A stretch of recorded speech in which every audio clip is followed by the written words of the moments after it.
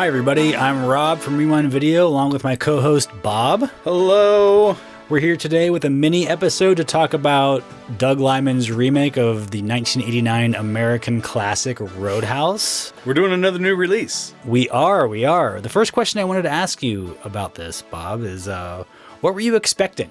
Well, like most new releases, I was expecting to see this in a movie theater, and lo and behold, I did not. This was a disappointment. Yeah. That was a disappointment. Fuck yeah, it was. When word of this came out, the poster started coming out and stuff. Yeah. I made plans with people I was, that want to see this movie in a theater. I had a group of people that were foaming at the mouth. Yeah. To go to a movie theater and spend money on movie tickets. Yes. Probably popcorn and beverages to see this in a movie theater in a group. And lo and behold, we were not given that opportunity. We should have been. This deserved to be in a theater. Absolutely. I don't blame Doug Liman for being pissed. Yeah, it's just dumb. Bit of a bummer, but we did watch it anyway at home. I think we watched it in the best way that you could watch it. Yeah. Yeah. In a group of people who were fired up. Yes. And with the original Roadhouse immediately preceding it. Yes. Yeah, double feature here at the store, and lots of popcorn, lots of American beers. Uh-huh. So what did you think? What did you like about it? What did you not like about it? Ah, man, I liked a lot about this. So I thought that. Let me start by saying I thought this had a phenomenal trailer. They teased this in the right way, and if you're a fan of the original, as we are, it gave you enough to think, okay, it feels like they're gonna do some justice here. They're making it modern, but I liked this a lot. I'm happy to get into it, but just top line, one of the challenges I've had with the original Roadhouse is the issue of a bouncer being somebody that could be recruited, like this bouncer scene existing in the world. It's not anything that like detracts from the film for me in the same way that duets, I'm fine with there being a karaoke culture. Right. But with the original, it's like, okay, I guess. But with this, I thought it was more believable the way that the way that Dalton is recruited, and and I like that they gave him a little bit of a backstory. And yeah, I love the cast, love the villains. I think the fact that it's preposterous, that the situation of the original Roadhouse is preposterous, is one of the charms of that movie. Mm-hmm. But yeah, they do make it is a believable story about how this goes down in the new one. Yeah. I'm going to start you off with some things I didn't like about it. Okay.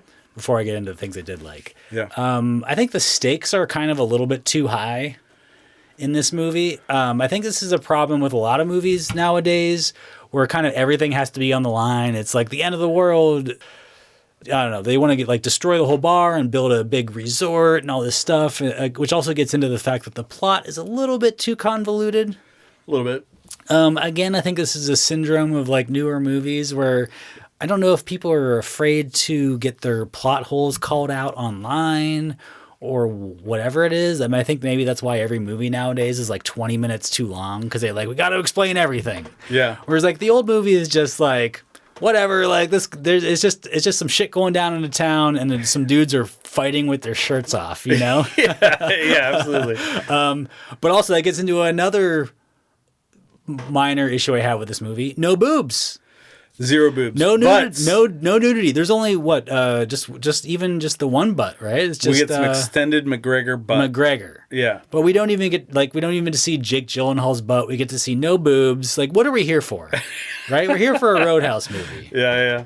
I do like the fighting. I thought the fighting was really good. Fighting was great. Shot really well and choreographed and believable with the guys that are fighting each other. It's not like you have some stick figure up against Goliath. Exactly. These are cut dudes and they're beating the shit out of each other. There's a lot of CGI in it, but that's how fights are done nowadays. Sure. And it's the style that they did it in. I prefer the original style. The way they did it. Where it's just practical shots of dudes punching each other and they fought for 3 days and whatever. But that's not how you shoot movies now. No. Well, before we get into what there is to like, I want to circle back to your comment about the stakes being a little bit too high, because that is related to something that I had a problem with as well, which is there is a point in this movie where a switch flips for Jake Gyllenhaal's character of Dalton, and he decides to really like go after these dudes, and I expected it's like, okay, well now he's ready to rip that shirt off and beat the shit out of some dudes, and it's like, well yeah, but he's also gonna fucking bomb them, like literally he's gonna make a bomb and bomb their boat, and that just felt like a very potentially unnecessary upping of the stakes that questionable, and I don't know that I needed it. Yeah, because I feel like the ethos of Roadhouse is bare knuckle fighting. Yes. Yeah. No guns. Yeah, there might be a gun here and there, but not by Dalton. You know, but Dalton's not setting bombs. I think that is an upping of the stakes, and it's like this character of Dalton was a little bit hard to center. He was like super depressed, and he's also kind of funny sometimes. He doesn't have the obviously the Zen philosophy of the original Dalton.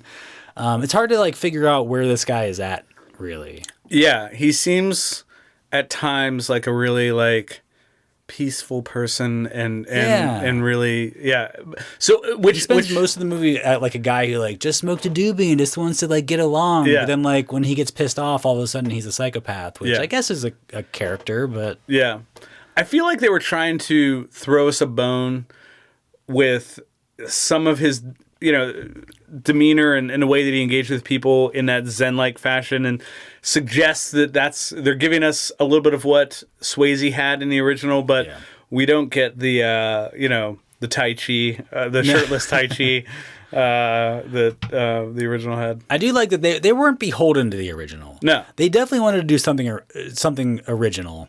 Yeah. I think nowadays it's hard to make a movie that doesn't have some sort of IP that you're tied to. If Doug Liman was just like, hey, I just want to make a boxing movie or, a bar fight movie, the studios would be like, well, no. Yeah. But if you're like, I'm going to remake Roadhouse, because I think the genesis of this movie was he saw like a UFC fight and was like, I want to make a movie about that. How do I do that? And he eventually got to Roadhouse, because how else do you do it nowadays? You can't just make like a fight movie with a bunch of dudes fighting in a bar. But if you be like, oh, I'm remaking a classic, and you go, oh, cool, yeah, we'll do that. We'll get someone to pay for that. Yes. So I think that's part of the problem here. The problem with the movie business. But yeah, as far as just like, is this like a fun movie about guys who get in a fight at a Florida bar, a bunch of fights at a Florida bar? Yeah, it's completely satisfying on that level. It is, and that's what it needs to be at its core. When you get into the details, there's some stuff that may or may not be a smart decision coming off of the original, but one thing that gets right is the original is very rewatchable. And, you can throw it on at any point and feel satisfied. And I feel like this is going to work in the same way. I think the legacy of this movie is that, whenever it's on, you're going to be like, yeah, I'll stay tuned.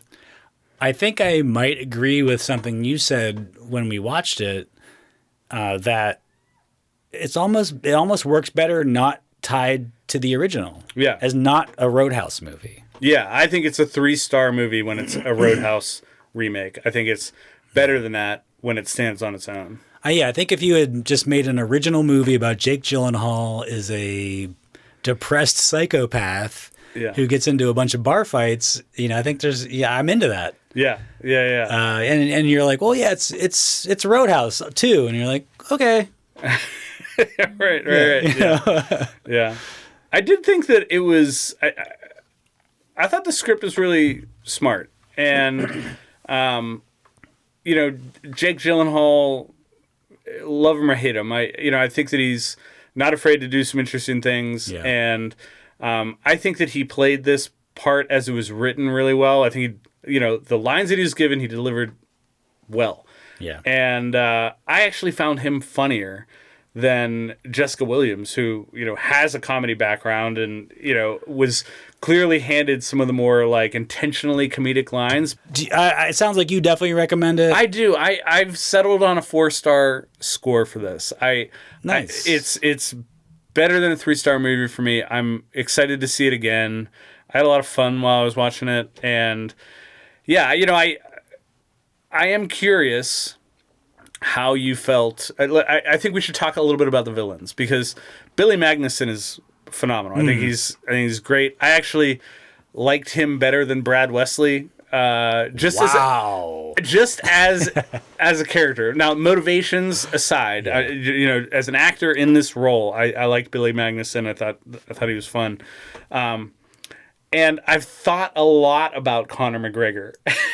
Yes. And we need to talk about him, because this is his. We've talked about his butt cheeks. We've talked about his butt cheeks. They are there, but we haven't talked about just the way he plays his part. And he's a fucking maniac in this. But I don't mind it. I think he needs to be a maniac. I could have seen the only way I might have enjoyed this more. The only way I might have enjoyed him more is if he was completely silent. If he didn't have a single line. Yeah, and I think that would have been cool. I think that would have been cool too. And because you couldn't understand what he was saying anyway. He might as well not have had a line. He's so Irish that it's I have no fucking clue what he's saying. Yeah.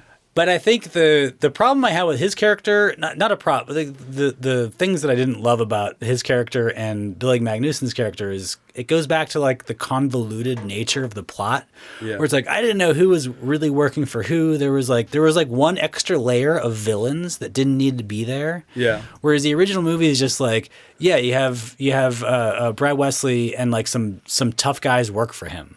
Yeah. That's it. In this new one, it's you have Billy Magnussen, his dad's a guy that was a guy, and then he's also working for somebody else, and all this other stuff's going on. It's you don't need all of that. Mm-hmm. You just need to be I'm a rich guy who wants to build a hotel on your property. Yeah, that's all you. And need. I'm gonna settle it nothing in order to get my hands on this. So it's so Jake Gyllenhaal's lady friend who even knows what that relationship is. They didn't really make that clear. No. But her dad is a guy that's tied in with Billy Magnussen and all this stuff. And who did McGregor even work for? Who was his boss? Magnussen's dad, all this stuff. It's I don't even know. And so it's why do we need why does it have to be so complicated? This is a movie about dudes just fighting. Yes. So I kind of wish it was a little bit trimmed down on that kind of stuff. I give this movie 3 stars.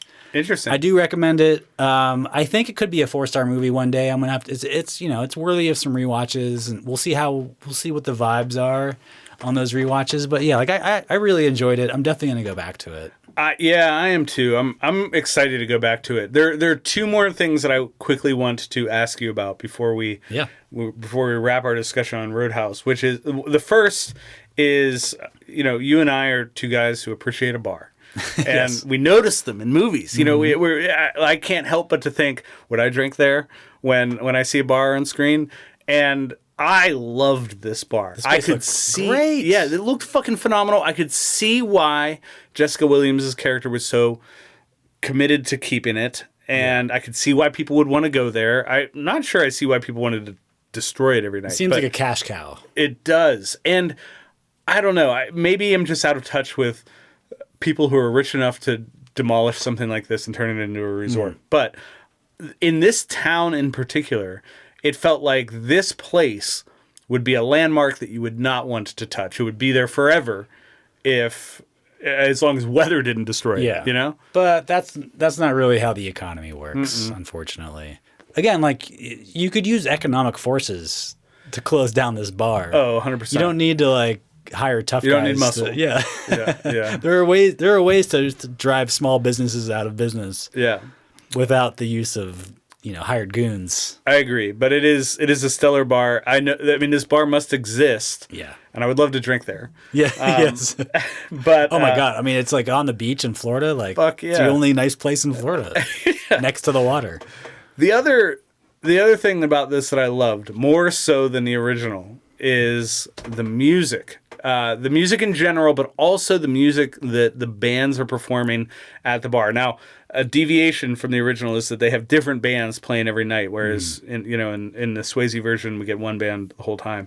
But these bands are fucking phenomenal, and I would absolutely go and see any of them perform at a bar. And I usually don't even like live music at a bar.